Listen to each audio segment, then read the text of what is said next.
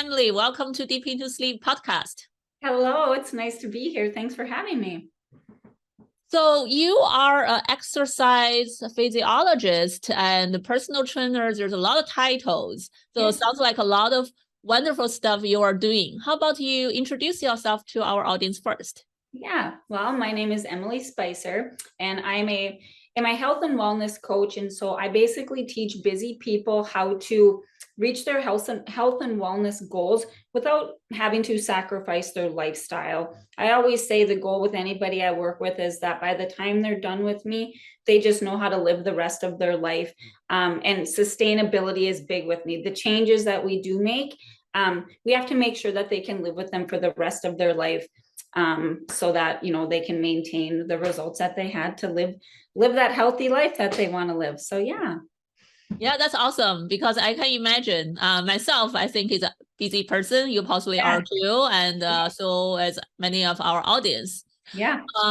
So what are some basic stuff where people normally start? First, they need to have motivation, right? Do busy people realize they are sacrificing their health sometimes?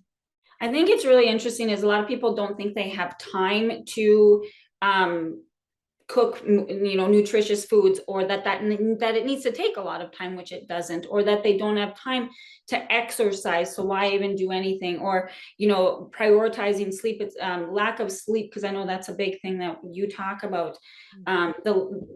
It blows my mind how a lot of people almost see like lack of sleep as a badge of honor, like, oh, I'm running on 5 hours of sleep, and I'm running my kids here and there, and really it's doing your body such a disservice. And what people don't realize is when I work with clients, I look at their nutrition, I look at their fitness, and I even like to just call it movement, because I always laugh. I'm the personal trainer who hasn't had a gym membership in how many years. You don't have to go to a gym to be in shape, or to exercise, or to move your body. But I look at the nutrition, I look at the fitness, I look at the sleep, and then we look at stress. And none of this needs to be extreme, just little tweaks. And I work with people, and I look at their lifestyle, and I look at how they eat, how they sleep, what their family dynamic is, their work dynamic.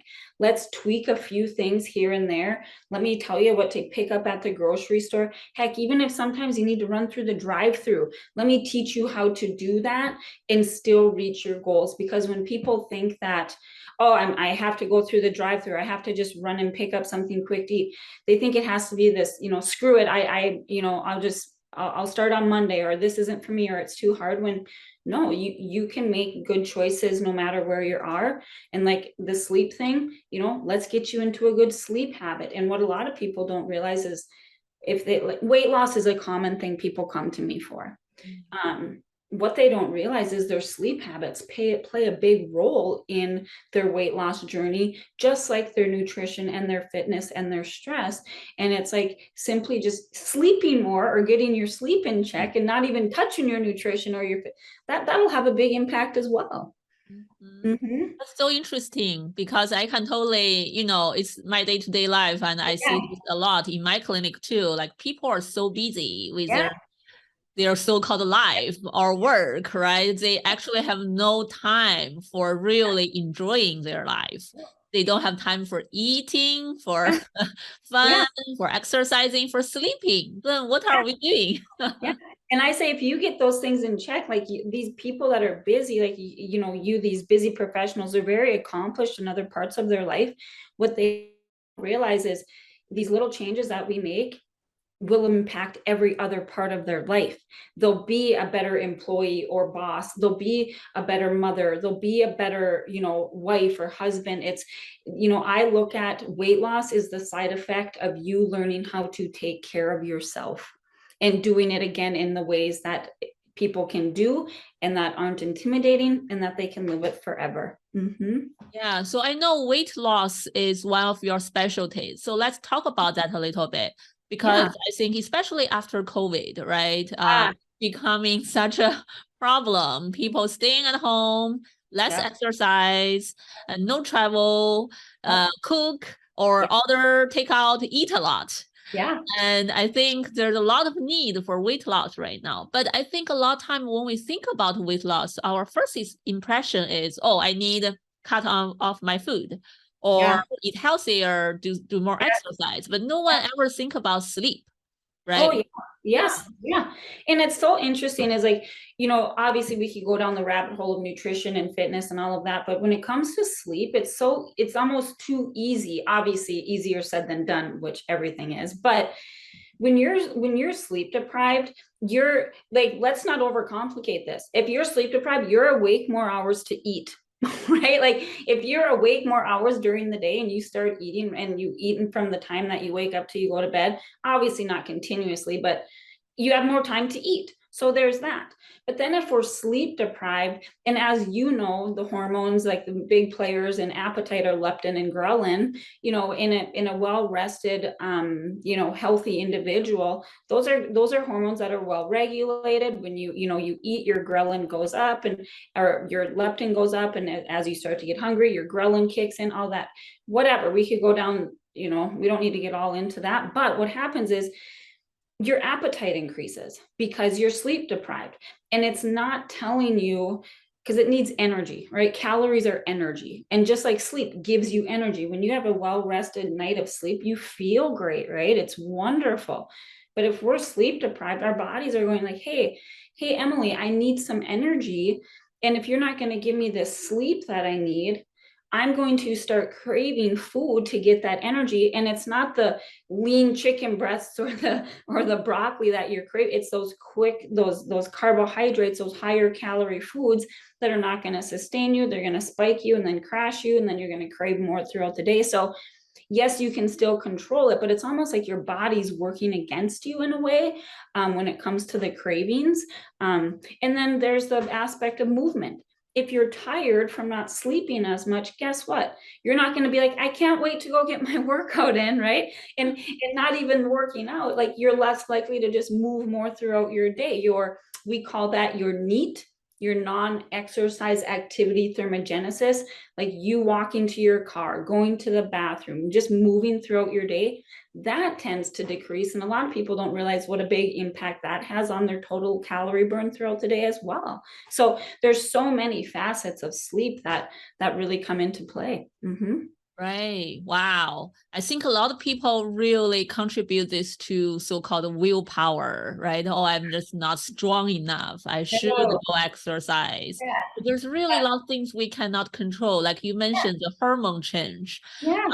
In the sleep field or the nutrition field, I think we all know if you are sleep deprived, then you get more hungry at night. And Yes. you crave those unhealthy food, right? Mm-hmm. Yeah. How can you control your own internal desire for certain flavors? That's so hard. Yes. And what a lot of people don't realize is, this is a myth I often debunk, is eating at night is not going to make somebody fat, like, or gain weight, I should say. But what happens is when you think about, people, the types of food they eat at night, they are the highly processed, they are the high carb, high fat, very processed foods, very devoid of protein. And protein is the macronutrient that makes us stay satisfied. So it's not that eating ice cream or Cheetos at night is a bad thing. It's people tend to overeat them at night because they send those signals to your brain like, I want more, I want more, they're very easy to overeat. Whereas if people were just going to control the amount of ice cream or Cheetos or chips or whatever the types of foods we tend to eat in the evening, you're not going to gain weight if you control the now I want them, we always look at the more majority of your diet. We want those nutritious, wholesome foods because that will help with sleep as well. But it's not that necessarily eating late at night is going to cause you to gain weight. It's the types of foods people eat at night are the foods that are easy or highly palatable, which cause them to just overeat their calories in general. Now we got to make sure for sleep we don't eat too close to bedtime, right? For acid reflux, all of that. But there's nothing wrong with, people, the whole eating after dark or 7 p.m., it'll turn into fat. And it's like, one of my favorite things to explain to people is if you were to eat a donut at 9 a.m., which is fine, a couple hundred calories, we could make that work for anybody. That donut, let's say it's got 250 calories. Okay. What if you ate that donut at 9, 10 o'clock at night? Does that donut automatically have 1,000 calories? No, it has 250 calories, but we just have to make sure that we control how much we eat and we balance it out, and it's not too close to bedtime. So yeah, it's just teaching people to have fun with their food and to not make such big deals. That there's so much information out there and we just keep it simple. Yep. Oh, interesting. So it's about the food itself, the timing, and how much you eat. Yeah. And looking at the entirety of your day. Again, I don't want you eating donuts all day, but the majority of your food should be those lean protein sources, fruits, vegetables, wholesome foods. But you also need to learn how to eat the donut. You also need to learn how to eat the ice cream, because what happens is when people don't, if they do eat that, then they feel bad. They eat 12 donuts instead of one, or they have 4 cups of ice cream instead of, I blew it already, I might as well keep going mindset. And then going back to when we have these disordered relationships with food, and this ultimately causes us to gain weight, as you know, just being overweight or obese, it affects your sleep too. Sleep apnea, it's a real thing that a lot of my patients, clients get rid of just by simply losing weight, because they're not obstructing their airway. Right, definitely think about all this fat Yeah. growing on your Yeah. body, where it goes, right? Your airway gonna easier to get Yeah. crashed. Yeah. Yeah. So the at night, I get a lot of patients asking me if they cannot sleep well. They want to know, is there any food that they can consider Yeah. to eat closer to bedtime? Because I Yeah. think there are a lot of myths out there. We always say a cup of hot milk should do Yeah. Yeah. it. Yeah. But Yeah. we all know, for people with real insomnia, none of Yeah. that's gonna work. No. But No. still, people Yeah. want to know, right? Mentally, I need something to comfort me to know this is gonna be helpful. Yeah, I mean, to that, I would say it's probably more along the lines of I'm not a big advocate of saying you can't eat any food. I always say that if you like a food, we want to teach you how to eat it in a way that you can maintain your health and still enjoy that food. However, like caffeine, like my mother cannot have caffeine past 11 a.m. or she's going to be up at night, right? So like there's some things that, like, as far as foods go, like chocolate, that I might say, maybe we need to avoid. We need to look at how that impacts you. But taking the food out of that, I'd say, what, besides that, sure, drink your warm milk or whatever, but how do you have a bedtime routine? Is your bedroom dark? Are you doing those relaxing techniques before you go to bed? Are you not eating a heavy meal before you go? Like, let's look at some of the behaviors around your sleep, that not necessarily the food, once we kind of make sure the caffeine isn't an issue. And I'd love to actually hear your thoughts on this. Is like, as a child, when you have a baby, if that child goes to bed at the same time every day, regardless of if it's a Saturday or a Tuesday, but us adults get out of that routine, I don't know, just getting into more of like sleep hygiene, a bedtime routine, I'd say that's probably more of the issue. And, setting your environment up for sleep success, actually. Yeah, I think that's possibly along the line of like bad sleep association or something sleep association, possibly stronger with this Yeah. brain Yeah. effect more than the food itself, right? Yeah. If someone they think, well, by drinking a hot milk, help me signal my brain this is bedtime, I'm gonna sleep very soon, Yeah. then that's possibly gonna become a very nice part of the nighttime routine.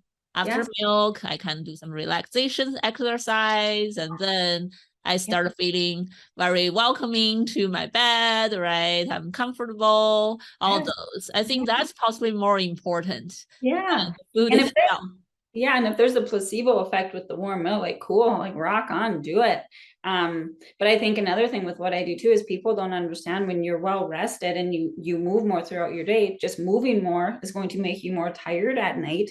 And then when you eat a more balanced diet, getting your proteins, your fats, and not stressing out about being too rigid, but when you learn how to eat a more balanced diet, you move a little bit more, you learn how to manage your stress. Now stress isn't keeping you up at night, you're not stress eating, which is a thing, and it's all connected, it all works together, and they play a role. So yeah, again, Yeah. looking at all of those pieces is important. Right, I really like that point you just mentioned about the movement, actually, too. Yeah. because there are multiple aspects of that. I think is very important. First, I feel like if you sleep well and eat well, we do have more energies, right? A lot of time we don't think energy is related to food. We directly think, oh, if I'm tired, I must slept poorly last night. Not necessarily. I think nutrition or the other things definitely play a role into our energy level. But on the other hand, even during daytime, when I treat patients with insomnia, they feel fatigue in the afternoon, or even sleepy during the afternoon. A lot of people, they choose to trust that signal as something I have to relax right now, right? But when we treat them, we actually encourage them to move around too. So when you feel sleepy in the afternoon, don't just lay down or rest. You actually should move more. That way, actually, you're gonna be less tired, possibly generate more energy, and then help you sleep better that night. Yes, I say it's going to be the last thing you want to do when you're tired. But if you just, and it doesn't need to be some high intensity interval, anything. It's go for a walk, but moving your body will actually give you more energy. And then, then it'll help you get into more of that sleep routine of getting into bed at, normal time. And it's super important. I love that you just brought that up. Yeah, I feel like what you mentioned exactly to help me think about that's why these three things are the three pillars of health, right? Exercise, nutrition, sleep. They are all so important. As we can see, they really impact each other to really play together. Yep. And I don't know. I mean, I know I have a lot of things after my name, but even the mind body, like the meditation aspect, like I love teaching people, some meditation things to do at night. Like there's even nights where I'll do it if I can't fall asleep, but like those guided meditations. We have so many tools available to us. We just have to use them, challenge ourselves a little bit and get into that routine. And I think our society, it really kind of breaks my heart, but I don't think people know what it feels like to actually feel good. You know what I mean? They're so used to going like sleep deprived. They're not eating correctly, even though we are one of the most obese countries, right? We're like the most malnourished because we just don't know how to eat, right? So it's like, but until they do these little tweaks, again, nothing drastic because that's not sustainable. When we get these people starting to feel good, they're no longer doing these things to lose weight. They're no longer doing these things for the reason they necessarily come to me. They don't want to go back to how they ate or how they lived before simply because of how good they feel. Oh my gosh, I didn't know that I don't need an afternoon nap. I have all this energy now that I'm well rested and I'm feeding my body correctly. And I have these ways to manage my stress. It's, when I say let weight loss be the side effect, let it be the side effect of you just learning how to take care of yourself and let the pieces fall into place. Right. Yeah. Oh, wow. I like the side effects analogy. That reminds me when we help, like I'm a psychologist, when we help people to pursue happiness, right? We always say, don't just set happiness as a goal. It should be a side effect. Pursuing meaningful moments day to day, flow, this kind of moment. And the happiness is going to come along the way. Yes. Oh, I love that. And think about people who are well rested. They're a lot more fun to be around than people who aren't. Yeah, that's totally very positive flow of energy for you, for everyone in your household, right? For people around you. Yeah, that's awesome. Then let's think about, you mentioned eating at night and overeat can be harmful. But it's hard for us to control it sometimes, right? First, if you don't sleep well, you are hungry naturally. And also psychologically, we have something like stress eating. Some people use that as a coping strategy. May not even be late night. They just tend to overeat when they're stressed out or anxious. Then what do you do to help people really be cautious about that, catch themselves? There's a few things. Obviously, it's not for most people, it's a process of learning new behaviors to cope with their stress than just like, don't eat. It's like, okay, like it's not going to work. Whereas we need to find a different outlet for that stress. So we need to work on the stress management. But one of my favorite little tips, and it was from a coach that I even worked with, but he taught me, it's called the 20-minute rule. And we all know when we're about to do the behavior that we know we're possibly going to regret, or that is not going to help us reach our goal, right? And I always say this, I do what I do out of my own experiences too. Like, I'm somebody who struggled with weight and all of this. And so I love helping people because I've been there, done that. And I used to remember this 20-minute rule. What I would have to do is, well, what it is you need to distract yourself for 20 minutes. Okay. You need to recognize what you're about to do and say, Emily, okay, you can have that food. First of all, it's never saying you can't, because as soon as you say you can't, it's like saying, don't think of a pink elephant, right? You're going to be, all you're going to want is that food, and you're going to be mad that you can't eat it. And it's just not a good situation. So we say, I can eat that food in 20 minutes. Now, the reason why 20 minutes is so powerful, because it takes 10 to 20 minutes for a craving to pass. We're just in that moment. We need to change our state, right? So I can eat that food in 20 minutes. Now, your job, my job, everybody's job is to go do something for 20 minutes. I used to have to not even be in my environment. I used to get in my car and drive around and listen to music or go to Target. I'm surprised I didn't lose all my money by shopping, but I just knew I couldn't be in my house. Some people like to meditate. They like to do adult coloring books, call a friend, go for a walk, pluck your eyebrows, paint your fingernails. I don't care. Just do something besides going into that behavior, because there's a few things that'll happen.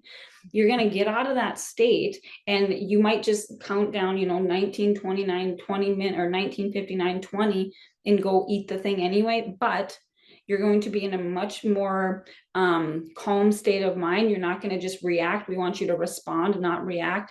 And you'll go and enjoy, let's just use the potato chips or Cheetos as an example. You'll go eat them, but probably going to be in a better mind space and not eat as much. Or best case scenario is for you to go like, this was me feeding my emotions, not my physical hunger. I don't even need the Cheetos. Maybe I just need to go to bed. Right. And so that 20-minute rule, and getting you to kind of get out of that reacting phase and be able to make a more conscious decision. How is this going to affect me, my goals? How is it going to make me feel? All of that. But I also think we'd be ignorant to not discuss, people like to eat at night, and it's usually after a long, stressful day. I like to teach people to, because if they're wanting to lose weight or even maintain your weight, it's calories. Now, it's more in depth than that, but calories are number one when it comes to maintaining or losing weight, right? So let's just say, yourself, and like me, I like to have a treat every night before I go to bed. Every day I'm just going to assume I'm going to spend, I like to think of it like your bank account. I'm going to spend 200, 300 calories on potato chips at night. Now, my job is to make sure I stick to that I don't overspend, or going to your banking account analogy, that I don't go into debt on my calories. But I can still enjoy those, but I'm going to do it in a way that is enjoyable. I'm going to be present with the food. I'm going to enjoy it. I'm not going to overeat on my calories. I'm going to look at the rest of my day. How am I eating? Am I getting my nutrition in? But again, we need to learn how to eat those foods that we maybe have labeled as bad. There's no such thing as bad food. Some food is just more nutritious than others. And so we work on fixing that relationship with food as well. But if you have your allocated amount of, potato chips or whatever at night, you don't overeat it, you'll still reach your goals no matter what time of day it is. And then we fix that relationship with food as well. So then we don't necessarily feel the need to overeat them if we just learn how to manage our portions, if that makes sense. Does that, I don't know. I kind of went down a rabbit hole there, but yeah, but I like it. I think there are some really important key points you just mentioned, right? yeah. First is 20 minutes, like Yeah. short break. Yeah. Let the urge pass. Yes. Very similarly, I think to us, when we treat people with emotional outbursts, Yes. we Yeah. help people understand, your emotions won't pass 15 minutes. It won't stay at the highest point for more than 15 minutes. Yeah. So just ride with it like a wave. It's gonna go up and down. Yeah. So give it some time. I feel like it's very similarly, right? Your urge for food will be Yeah. like that too, gonna go up and down. So how to give yourself purposely set those time breaks. Yes. And then I like what you mentioned you do for yourself is to change the scene. Yeah. Yeah. Yeah. So even the simplest one, walk out of that room, that Yes. table with the food Yeah. on, Don't go sit in to your another room. kitchen. Yeah. Don't sit in your kitchen and look at your fridge and think I gotta wait 20 minutes. Like it'll drive anybody crazy. Right, like Yeah. the Yeah. marshmallow experiment for children. Yeah. Yeah. Marshmallows in front of you, or one in front of you. Do you eat it or not eat it? That's so Yeah. hard. It's so basic once you think of it, but I know, but it works. And like I said in the beginning, it's a little bit more difficult because it's habits. All we're doing is behavior changing, and doing it in a way that is, easy. And then as we progress, I always tell my clients, I'm like, send me a text message or an email when you do this and you feel happy and proud about it. Let's celebrate that achievement, and then it gets easier. And then it gets easier. And then all of a sudden, yeah. Yeah, and the smaller portion part, I think is Yes. important too, right? I think that totally can be planned. For me, for example, when I like steaks. I like to Yeah. cook steak. Yeah. When I buy those steaks from Costco, they are so huge. And if I cook them all, I possibly would push myself to eat them all, right? They're delicious. So I Yeah. try to separate them to reasonable portion. Yeah. Sure. So every time I cook, I only cook a smaller portion. Every time Oh, when I cook, I feel like, oh, this is so not much food. It's too yeah. few for me. I'm Yeah. also gonna be hungry. But every time after cook and I eat it, I always feel like, oh, that's exactly the right amount. That makes me Yeah. very comfortable, actually. And I always tell, like, there's so many things running through my brain that I work on with my clients. First of all, it's not what, it's how much, right? When people say, Emily, can I eat this? I'm like, yes. And then I'll say, how much? And what does the rest of your day look like, right? And then like eating till you're satisfied, not stuffed, right? I always say, like, you should be able to go for a walk when you're done eating, not like, I need to rest for, a half hour to let my belly digest. But there is also a way to eat so that you feel more satisfied. If you start each meal with a protein source, right? Like it obviously vegetarians can still do this, but when you start your meal with your protein source, proteins take about 3 to 4 hours to digest in our body. They're going to be more satisfying. Typically we like, like a smaller female, 30 grams, between 30, 40, 50 grams, depending on the size of the individual. If you start your meal with your protein source and then you turn to like a vegetable or a fruit, like your produce, and then I say, then play, like then add your carbs are not bad, but they're just carbohydrates tend to go right through us. They don't satisfy us. Why can we sit and eat a bag of pretzels and chips and then be like, what's next, right? It's because they digest very fast compared to the protein sources. So if you start each meal with a protein source and then pair it with your carbs and other things, you're more likely to stay more satiated. And then of course the volume eating thing, playing around with the vegetables, you can, everybody's seen the 100 calories of broccoli versus 100 calories of ice cream, so there's ways to do things. But yeah, it's very important to not just look at calories, but to where are they coming from and how do we put a meal together and just keep it very basic. Yeah, I love your philosophy. I think that would make a lot of things easier to follow. Like especially what you mentioned, it's not about what you eat, it's Yes. how much. Yes, it's how much and what does the rest of your day look like? Right. Yeah. Wow, that's awesome. I think that hopefully help a lot of audience to look at food, their relationship with food in a very different way. Yes. And help people understand, if you want to lose weight and be healthy, sleep, eating, move around are all very important components. Yeah. Yeah. And they don't need to be overwhelming. None of them. Yep.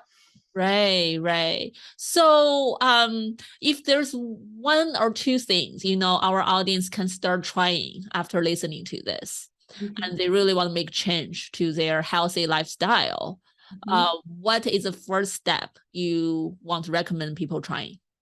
I recommend them just first of all, like taking it and looking at, how they eat. Most people are eating out of balance. So just what I was just talking about, when you're putting a meal together, start with that protein source, have a fruit or vegetable with every meal, and then play after that.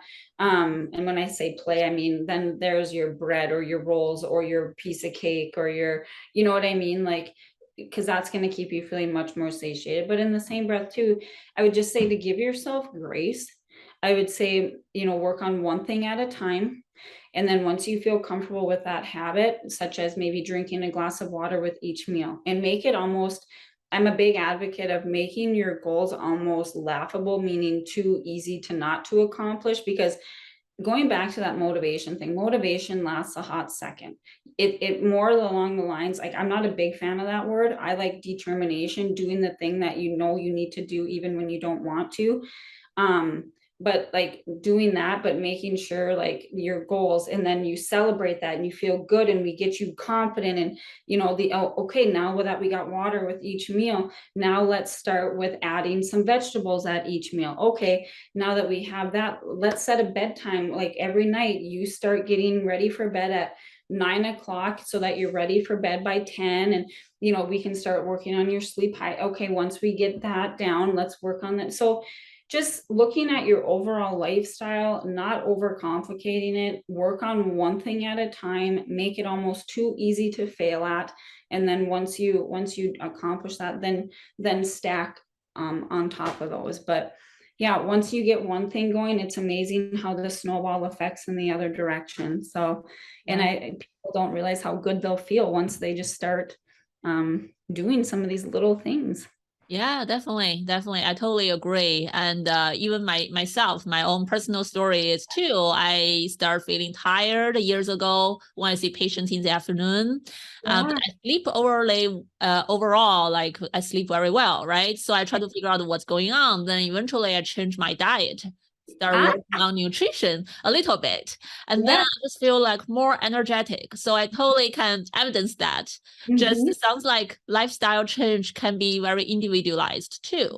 There's Mm-hmm. no like a one step Oh, fits no, all. Like nope. look through your own life. See what is one thing you want to start trying to make some adjustment, right? One thing at a time. And Yeah. if you need help, hire a professional like Emily to help you out, Yeah. right? When I changed my diet, I definitely paid for a professional service to help Yeah. myself too. Yeah. I think it's well worth it. Oh, I always have coaches and things like that too. It's like, because you always want to be learning and growing. But what I tell people too is, it's like, I don't, foods that, or diets that have labels, keto, paleo. How about you just learn how to eat? One day, if you want to have a higher fat day because you want to, like, and you were eating out at a fine, but and then the next day maybe you have a lower carb day with more.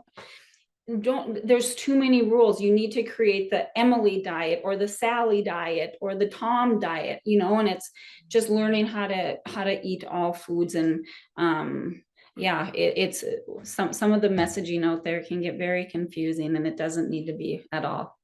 Yeah, yeah. I talked to multiple dietitians, nutritionists. They all have similar opinions as you. Don't just follow a Oh, common yeah. trend out there, right? No, like really find what works for you, which benefits myself a lot. Right now, I kind of know when I choose between food, I have a little bit idea. I still need to learn more, but I have some ideas what I can like choose today. When Yes, I have a better idea what's gonna make me feel better. Sometimes yes. I know certain things if I eat and drink, I definitely gonna feel tired later. Sometimes I have to Yeah. wait And it for makes you think about it before you do the thing. It makes you think, hey, is it worth it? And some days it is, and some days it's not. But yeah, yeah. That's a yeah. very empowering experience, I would say, right? Because you make the choice for yourself and you kind of know what gonna comes with it. 100%. Yep. And I think too is it's really important too to just make sure that you heal that relationship with food, because then,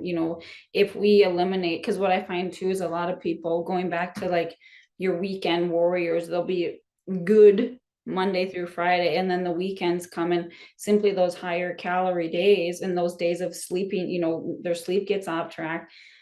that's why people hate Mondays. I love Mondays. Like, you know what I mean? Because we know how to take care of ourselves. And it's just, there's so many different things, and it's also why I don't believe in meal plans.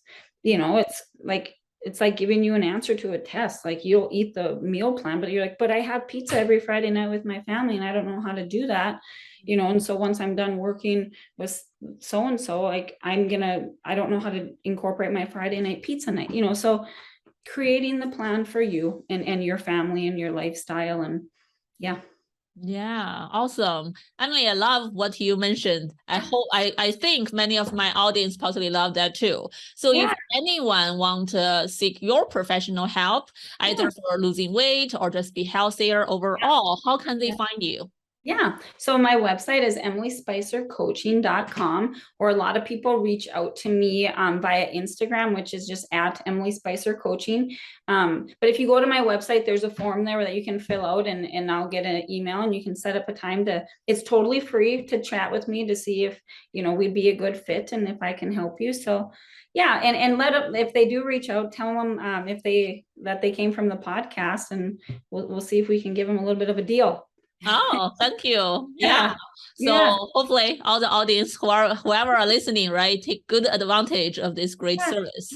Yeah. Thank you. It's been an honor. Yeah. Thank you so much, Emily. Yeah, absolutely. Thank you.